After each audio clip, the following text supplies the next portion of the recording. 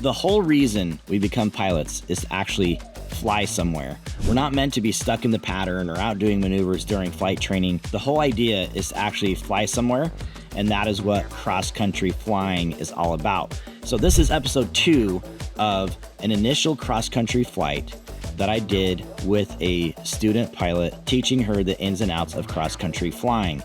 So cross-country flying means we bring everything together, all the things we've learned, from maneuvers to rules to air traffic control to weather to performance to engine systems to aircraft systems, everything.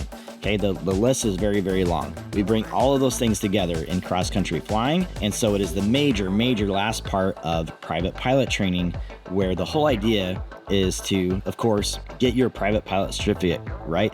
And at the end, you are capable and able to go out there and do a cross-country flight on your own. Of course, be careful in the very beginning, dip your toes in the water in certain places. Don't go fly around the world at the very beginning, but that is the whole idea of cross-country flying. So let's get into it. We're gonna get into this part 2. This is headed back from the airport we went to.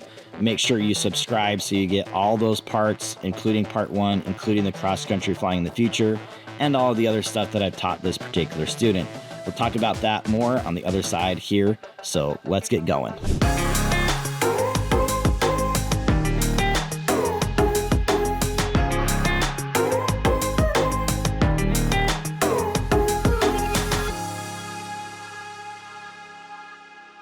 All right, everyone, welcome. If you haven't met me before, my name is Chris Palmer. I am a master flight instructor from Alaska here at our home base at Angle of Attack in a little town called Homer on the Bay. We have a flight school here. I have an online ground school where you can learn things for the knowledge test, for the written test. So make sure to go check that out as well at angleofattack.com. And we've been following along with a student pilot, Sienna, for many episodes now. Many of you already know what I'm talking about, but for those of you that don't, Sienna started off at the very beginning. I've tracked that the whole way, shown a video for every lesson. And here we are now, after she's done her solo and everything else, to doing cross-country flying, bringing everything together and moving into the future, trying to get her ready for that private pilot test, and so she can go out in the real world and be a pilot, right? So we're bringing everything together. Now, on this flight, we already did the part 1 previously. So if you need to go back and see part 1, you can do that, but this is part 2 of that trip. So we've already flown up, we had lunch, and now we're packed up, already have enough fuel, and we're headed back to Homer, our home base. So it's been a good day, as it always is when you're out flying on a beautiful day, but there's always more to learn and different options to show her for altitudes and engine management and departure procedures, all sorts of stuff. There's always more to learn with cross-country flying. So let's jump back into the cockpit. Let's fly with Sienna and her dad, who is in the back being pretty quiet, and let's fly back down to Homer, our home base, with some cross-country flight training. Kenai Tower, information, go off 20530, observation, wind 23012, visibility 10, ceiling 5,000, broken. So we can have Kenai chart up and ready for a taxi clearance. And then once he talks to us, write it down right away, just off to the side, and then draw your thing. Write it down, repeat it back to him, and then draw your thing. Okay? So when you call up ground and talk to him, you're going to say what information we have, where we're at the fuel, and south to Homer. Kenai ground 2423 uniform. We're at the fuel with information. Golf, headed south to Homer. This is 2423 uniform, Kenai ground. Relay 20 right at Delta. Taxi Juliet Kilo Alpha Delta. Juliet Kilo Alpha Delta. Delta. 20 right. And now you repeat it back. Juliet Kilo Alpha Delta to 20 right. 2423 uniform. Juliet Kilo Alpha to Delta 20 right, 23 uniform. Okay, so that happened fast, right? So that's why I like to write it down, because now you're going Juliet Kilo Alpha Delta. See that? So now we've wrote it down on the chart too, and we know how to follow it with our airplane. Of course, we'll keep eyes outside and look at the signs as well. All right, let's head over there.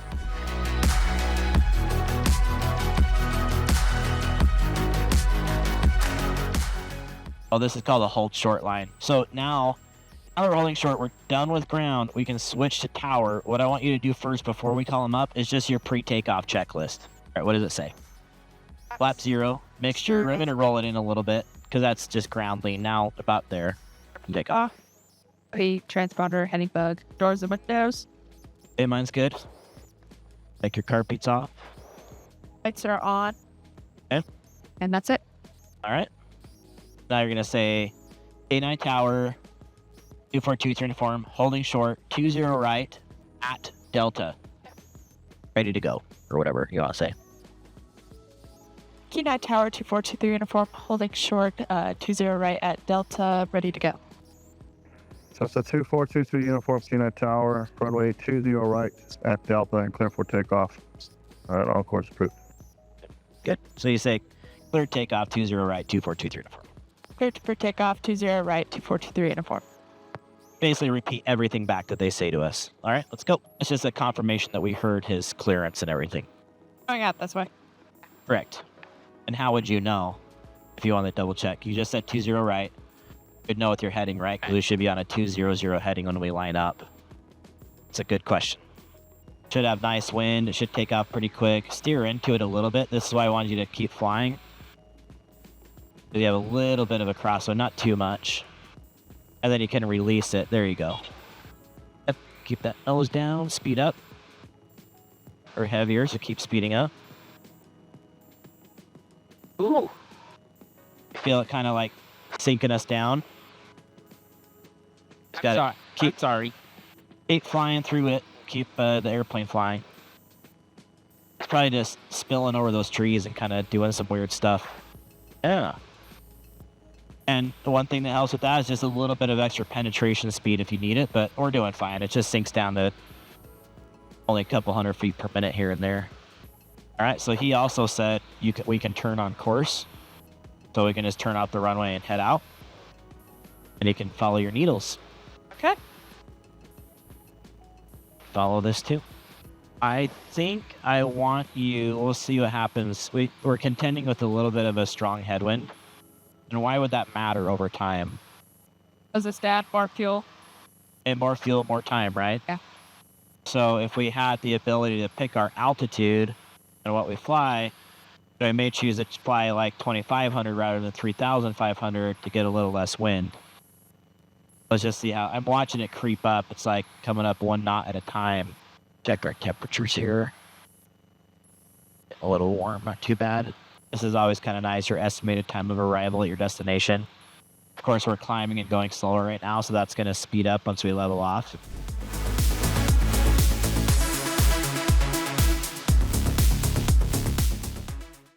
What does the engine sound like? Can hear it. It's a little too much. We need a little less power. Power. Yep. So pull it back to 2,400 or roll it, however you want to do it in this case. And then you can start your lean, remember, for the 8.5 gallons. So once you get that stable, you're going to notice actually the RPM increases a little bit. That's a little too fast. It increases a little bit. The delay. Honestly, that's probably fine. Just leave it there, see what it does. Like it'll go down to 8 gallons per hour. The temperatures are probably still okay. It probably should be even a little more lean than what I'm teaching. But we talked earlier about cooling the engine with fuel. There's like an optimum fuel to air mixture ratio is when you're like burning the fuel exactly how it should be. But that means that it's going to be the hottest it is.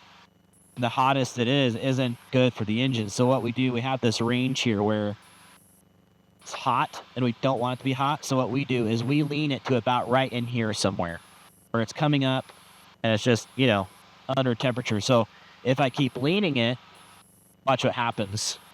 See these temperatures, the green ones, they'll keep coming up. So it's getting hotter. Now it's pretty lean. It's actually getting cooler. So we're probably on the other side of it. Anyway, we're 7.5. It's probably fine. Right in there. Anyway, you want to avoid having it at that top. But look how smooth the temperatures are now. Just looking at that, you see how the greens are all in alignment, except for that number 5, which the sensor's off. Okay, there are a lot of topics here going on in these cross-country flying videos. So many of these topics we cover in our online ground school. So make sure to go check that out at angleofattack.com. We have a full private pilot ground school that teaches you so many of the things we're talking about here, including flight planning on EFBs. And we're excited to have you on board there, because that's something that no matter what state you're in, no matter where you're at, you can learn from us and you can have this knowledge as well. So excited to see you there. Go check us out at angleofattack.com. Okay, so we did a flight plan last time, right? We didn't do one this time. It's important for someone to know where you are and be able to talk to someone. Now, with today's technology, we have ADS-B on the airplane. It tracks my airplane all the time. Like, people know where we're at, but that's not always the case. Like out in the mountains in the middle of nowhere, it doesn't do a very great job. So we did a flight plan. We have another option called flight following. Have you heard of that before? Oh.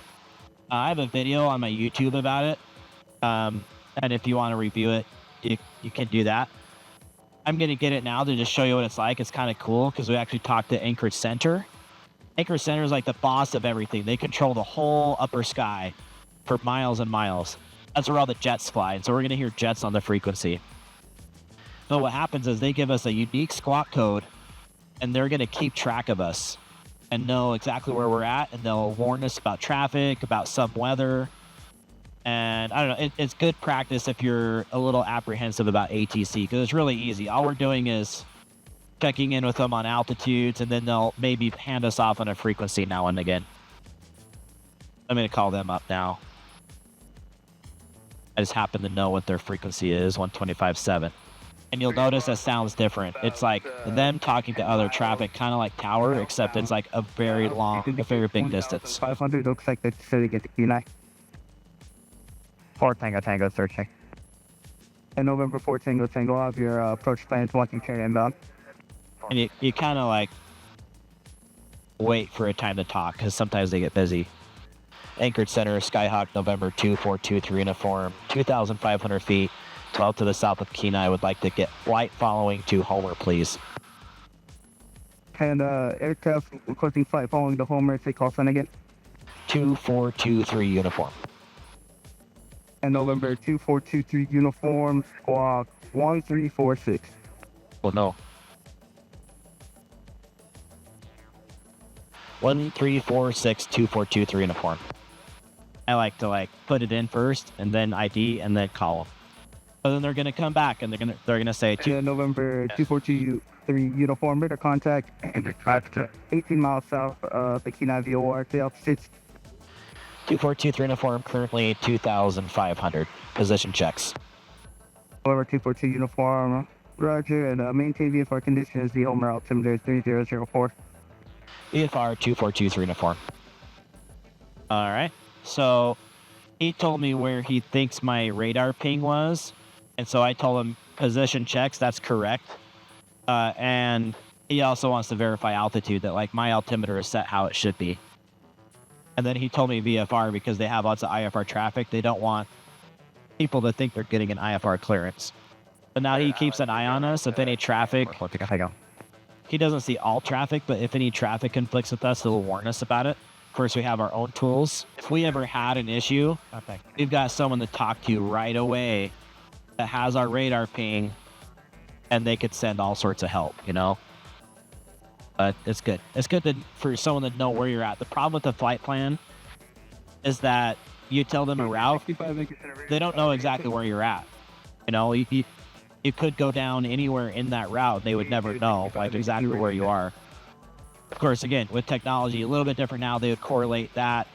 I've got this tracker down here too. That pings every 15 seconds. I don't know. November 100 Bravo Whiskey, Anchorage. Just try to build things in your favor. South of the South Airport. I don't want to say it's easy, because it's not. You got to be diligent. You got to 6.4. plan ahead on stuff. Couldn't say what the 6.4. Got to have your navigation. Got to plan your fuel right. Got to monitor the engine. Got to fly with a good mixture. And of course, being comfortable and knowing how to dial up this. So there are things to do, but once you're set up, I don't know. It's pretty cool. Going places, And then there's always the challenge of the unknown, the weather here. It's just different from when we came by an hour ago. Honestly, our altitude is great. It's better that we're staying down here. And then if you, just like you did earlier, you made that decision by anchor point to go around the clouds, that was a good decision. You just, you're making decisions like that to keep yourself safe. Make sure you don't get boxed in a corner. If there's a problem, you can always go somewhere else and land and wait it out.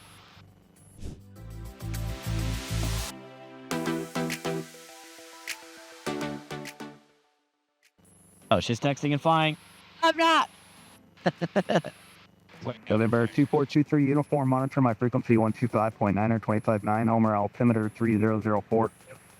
So what I'm going to do now is because that's a little different, I'm going to do that and then call him back. 242 uniform with you, 25.9 now, 3004 in Homer. November 2423 uniform, thank you. You really don't need. You really don't need to repeat back the altimeter setting. So you're doing an awesome job at flying right at 2,400 feet. Green Air 255 in transition, maintain. You want me to climb back up to 25? 310. You can creep back up there. Okay. One of three. It's a nice attitude to keep, right? Nice precise stuff. So you see this little guy flashing, the flashes are too, that tells you you're about to turn. It's good to be precise with your headings and your course, but if you want to Sierra, Tango, Oscar, take a little bit of a detour to go look at something, or, you can, just like you're taking a detour for clouds, you can do that. It's not that big of a deal, as long as you're not cutting into other airspace and that sort of thing. Okay, it's our required and very big thank you to those of you that have been contributing to Sienna through the YouTube Super Thanks. So if you guys don't know, anyone that does a Super Thanks on any of these Sienna videos, I'm applying that to her training. So it's just a way to contribute to her and help her out in her flight training as a small donation. So thanks to all of those who have done that. I really appreciate it. And yeah, it's really helping her along. I basically just apply it to her balance and that helps her keep moving along. So thank you. It's super helpful. I know she's very grateful for it. And yeah, let's keep that train rolling. And thank you so much for helping out there. I see, that's what I'm talking about. That's the pre-calc altitude right there. No, it was calc. It wasn't even pre-calc. Calc. It was AP calc. There's our AP calc altitude. And nice and trimmed. Okay, you want to see something cool? So we're trimmed, right? Yeah. Watch this. We are not quite trimmed. Huh? We weren't quite trimmed. I let go and it started dropping. Okay, but watch. Just let it go.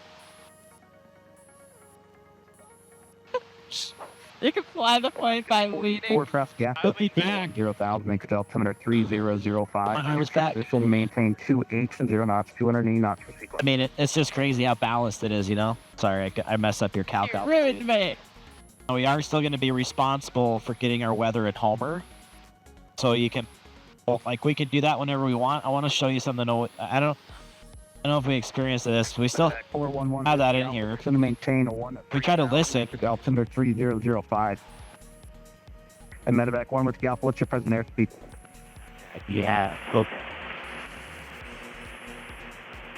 Medevac 1 with Galp, present being on player for Dominant Hotel, 3052. Went 3056. That's kind of what I want to show you. Homer's radio receiver, the actual people that talk, it's on top of the hill. The little weather one is down on the airfield, and so the terrain kind of blocks it from us. So we can't quite hear it yet until we get to anchor point probably. But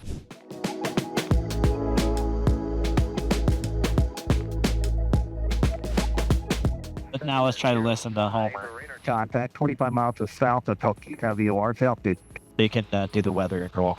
November 97705. Your Sorry if it's bossing around. It's established on Victor 491 precise. You can click, just tap that to get out of the way.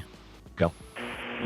Phone 45 hotel time 25200 when 230 at 6 West then 5.5 attempt quarter 142.7 altimeter 30 over 4. Okay, so RNAV the 1.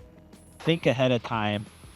Now's a good time to plan. How are you going to approach this? 705. Are you going to enter the pattern? Airport altimeter That sort of thing. 4. I need to enter on the downwind, right? Yeah, you enter on the downwind, but it's a little bit weird, right? Right. We're We're coming going from right an into angle. it. November 2423 uniform traffic sets here 11 o'clock and 13 miles westbound, typing altitude unknown, moving at 111, or correction, 110 knots. 2-3 uniform looking. That's probably Chelsea. She's going on to Fairview with Chris Bracken. But I have to go like around and then back. Usually, from this angle, the best thing to do would be to cross midfield at pattern altitude and then enter the left downwind. Okay. But because of the float plane lake there, the float planes there all the time, I don't really like doing that. So what I do is I make good radio calls, and I fly Bishop's Beach, Alaska 1 and I say I'm entering on the crosswind. 2.75. So I enter on the crosswind, and then I turn into my downwind. So That 411 Whiskey Alpha descent. that's how I do it. 5,000. So, to do it, And you can go more I mean, where are we at? Are we about to turn? Yeah, well, I mean, the town's right there, whatever. We could just fly there. Southwest south. Sometimes I cut the corner and go.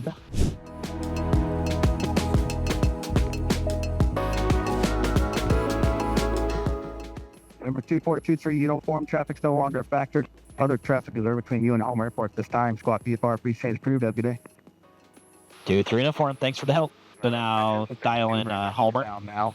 Typing altitude unknown. 356. You don't even know what it is because we've done it too much. 411 Whiskey Alpha, contact Anchorage approach on 126.4, 26.4. What is it? Is it 356? 8655, contact Anchorage approach 126.4. Okay, I'm going to make you look it up if you ever don't know the frequency. So go ahead and look it up. Where did we look up airport information earlier? There you go. Now your list on the left. There you go. Acer 54, reduced speed 20 knots. 565. Okay. That's the ATIS. Oh. It's the TF. A lot of 3 November. Yep. Thank you. Okay. 23.6. I don't know why I thought it was 35. You got 5770, descend of pop stress and maintain level 290. There we go. November 208, radar. And now switch it over, right? Miles to the east of the Pretty normal from here. You just tell them, give them position reports, tell them how far out you are. Usually check in 10 miles or 16 miles out. over radio, Beaver 906. I would still call them up and tell them you're over anchor point. Does it sound with Yeah. yeah. Bound landing with whatever information we have. Did I just hear? Home radio traffic. No, there's new information. Reclaiming gravel runway 22 at this time. Thank you. Thank you, George. Let's get the ATIS again. U47, altimeter 30, 4 paper runway 22 left traffic. Airmax 4 mount obscuration. Even what ports are requested. Contact the Meridian 12316 for traffic and traffic. And then right initial contact you have All right, you can check in over anchor point. Okay. Is it peninsula traffic? Oh, it's Or just Halbert Hal- Radio. Oh, okay. Yep. First call with Halbert Radio. So just like we did on the other side of the bay yesterday, coming in, Okay. checking in where we're at, what we're doing, landing, information, all that. We're bound for Homer, 10 miles out. We are 10 miles out. Yeah. Yeah. Homer Radio, 2423 uniform information. India. We're about 10 miles out inbound for Homer. And where are we? 10 miles out. 423 uniform Homer radio traffic. Beaver. Terminal Beaver reported 10 miles to the southwest for the runway 2 minutes ago. And you said you're 10 miles out. Which direction? We're over anchor point. But That can be confusing, right? Yeah. And without Homer Radio to keep it straight, it get a little weird. All right, other reporting points I like are Baycrest, which is straight ahead by the dump. Pretty easy to spot. People in town know where it's at too, so I kind of like to fly over there and then fly the beach down. Is that Homer traffic? Yeah, now it's Homer traffic, just like we usually do. Yep. And then it's a little bit different if you come into an airport that has no radio, no control tower. It's just traffic, and like you're just talking to nothing. So, say Homer didn't have a radio, we come in, we're like Homer traffic, blah blah blah blah blah. Like everyone self-announces, say what they're doing, so we all stay safe, right? It's like that in Solovia. Everyone just self-announces. And then this would just be over Baycrest inbound for Homer 2, or? Yep. Okay. Yeah, it's just a reporting point. I like to make it by stages, right? Kind of like how we do Bark Basin, or the marina on the way in, or a tip of the spit, or 60-foot rock. Did I say about altitude then? Yeah, it's always nice because if someone's close by, they know if they're close to you or not, right?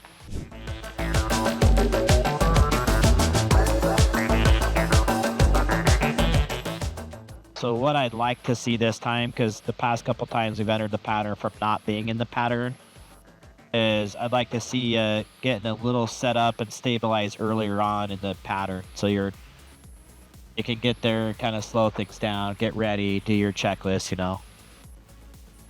It's kind of easy to come screaming in. I'll make my call now. Yeah, sure. Homer traffic 2423 and a 4. We're over Baycrest at 2300. Inbound for Homer. Oh, yeah. I start descending then. Yeah, good thought. Yeah. Traffic Beaver 6 Juliet Maybe. Sierra, Files 22 Gravel, full stop, exiting Bravo North. So, the reason why I talked about get settled down and get power, or just getting more stabilized, is so we aren't screaming in. All right, so keep this line because I want to enter like on where we would usually turn crosswind, just to avoid the lake a little bit. Just keeping things like that in mind all the time. Hey, how am I going to interact with the lake traffic? And then if you plan ahead, descending down at 500 feet per minute helps your passengers be more comfortable. Anything beyond that, it's kind of hard for ears to equalize. All right, now tell them where you're at. Bishop's Beach, you're entering a left crossing for 2-2. Homer traffic 2423 and a 4. We're at Bishop's Beach. Entering the left crosswind 22. Especially crossing what is supposed to be the seaplane side, just being really. Traffic Beaver 6 Juliet Sierra, traffic Alpha to Bravo. Okay, so they're at the airport. Oh, to the Bravo. Okay, so that's that dark one that parked by us. They're on the runway. You see them? Yeah. Can you hear me, Sienna? Okay, she can't hear me. You can hear me, though? Yeah, so just watch. I'm not going to say a thing. She's going to do everything by herself. Just, Homer traffic 23 and a 4. Turning left base 22. you can do your sea gumps. Never too late.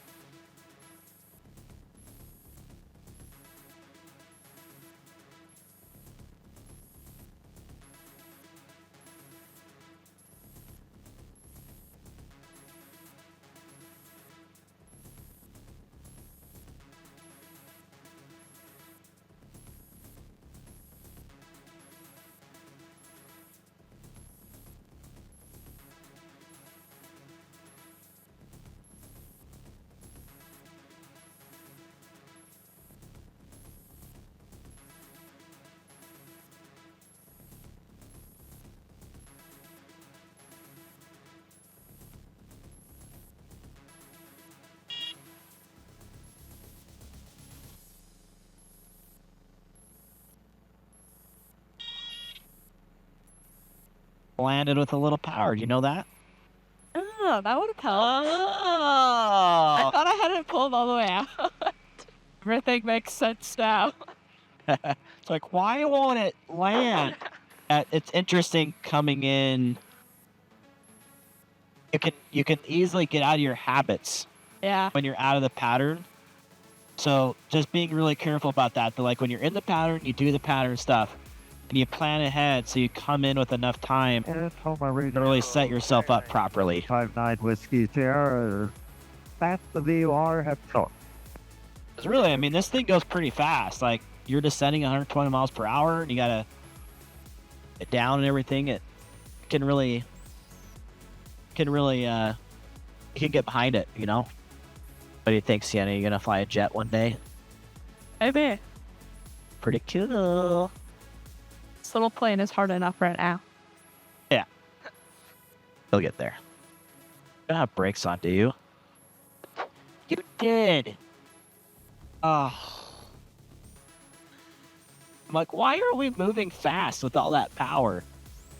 Buddy, I can tease you now that we're almost any hours into your training. Hope you don't take it personally. Oh, I should know that stuff. You're battle hardened from your dad. He's like the ultimate teaser. Yes. I think Only not. time you've ever done that. If he asks that, then the answer is no. I didn't even realize they went there.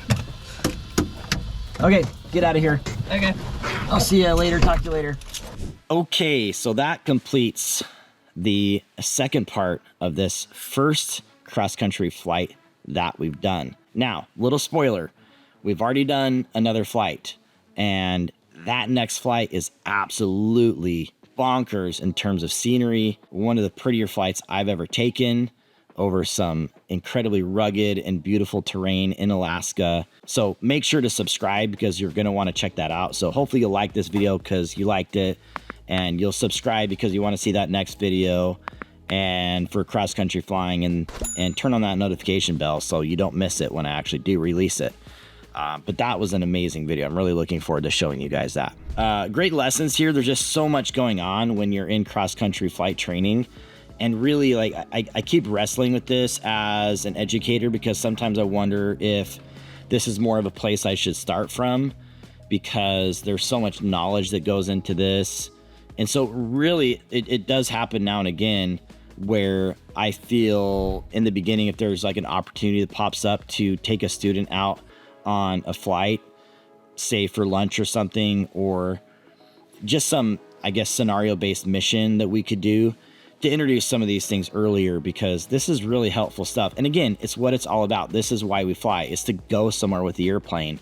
Very rarely are you just flying an airplane nearby and that's all you do. Like, aviation was meant to be a form of transportation to get from point A to point B.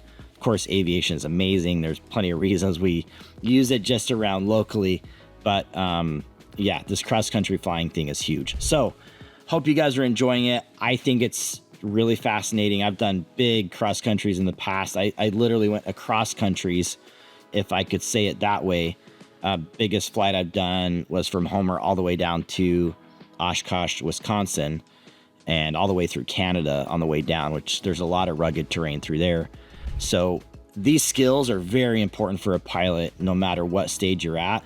And it's just something you get better, and better at. And you're always trying to hone these skills. So I hope you guys have learned something. Again, we cover a ton of this stuff in our ground school. The ground school currently, even though it's always changing, is 25 hours long. So if you can imagine that whole ground school being geared toward essentially what you need to know to do cross-country flying, there's a lot of material in there.